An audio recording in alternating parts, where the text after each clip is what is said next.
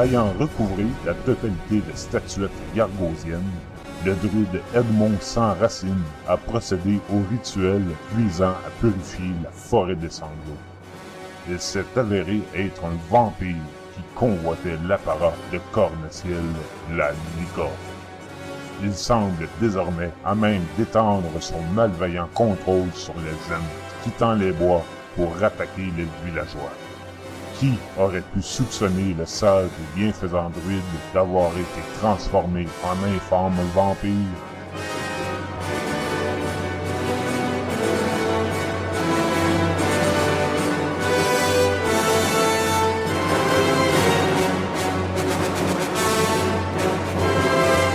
Pour parfaire son image entachée par le baron Charles-Victor de Montrouge, la comtesse Aude-Florence de Boisjoli a invité la populace autour d'un somptueux banquet.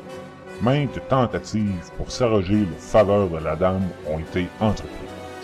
Lettres d'amour, bouquets de fleurs, ménestrels, doléances et médisances. La dame avait bonne sécurité en les personnes du préfet Éric de Beaufort, du clan Asguir, de la famille Blason Chiapochka, ainsi qu'Ulrard Pourfanmal et les maraudeurs. Le maire et propriétaire de l'auberge, Gaspard, suite à une tentative de corruption envers la garde de la comtesse, a dû prendre son dessert en prison. Afin de guérir les habitants atteints de lycanthropie, la communauté de Valbourg a fait affaire avec un nécromancien sans scrupules. Pactisant avec le diable, ceux atteints par la maladie ont bel et bien été guéris, mais ont par le fait même octroyé un grand pouvoir aux nécromanciens.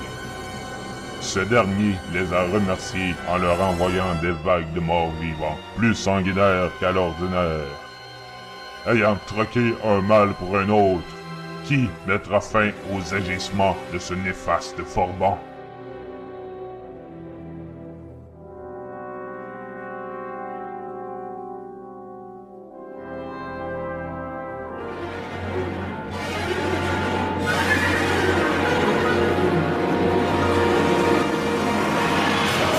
Ayant pisté l'antre de Gurluk, des chasseurs ont assailli le repère grouillant d'orques et de gobelins.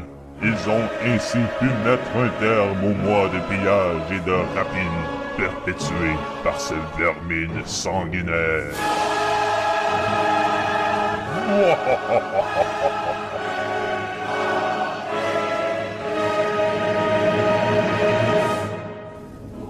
Les nains de Rockholm ont dirigé les aventuriers vers un gisement de mitrailleux. Ils ont dû faire face à un golem de fer avant de pouvoir extraire le précieux minerai tant convoité. Les villes créatures étant déjà légion à Valbourg, qui a bien pu concevoir une telle machine de guerre? Pendant que s'organisait la défense d'un convoi marchand, les coupe-gorges de la guilde de Sombre Dague préparaient leur embuscade. Les vaillants défenseurs au service de la communauté et de l'empereur se sont livrés à une épique repoussée des voleurs et vauriens. Malheureusement, ces derniers étaient bien organisés et en surnombre.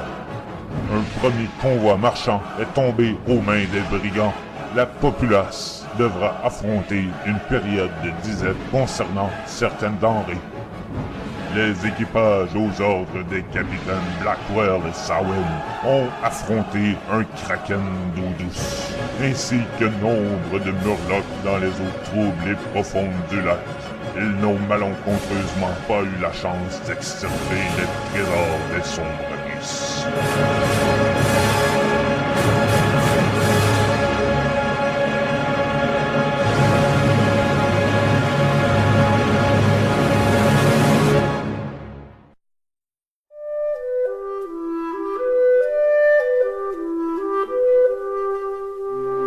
Les armuriers d'Atlantide. Calimacil. Les forges de Tchèque.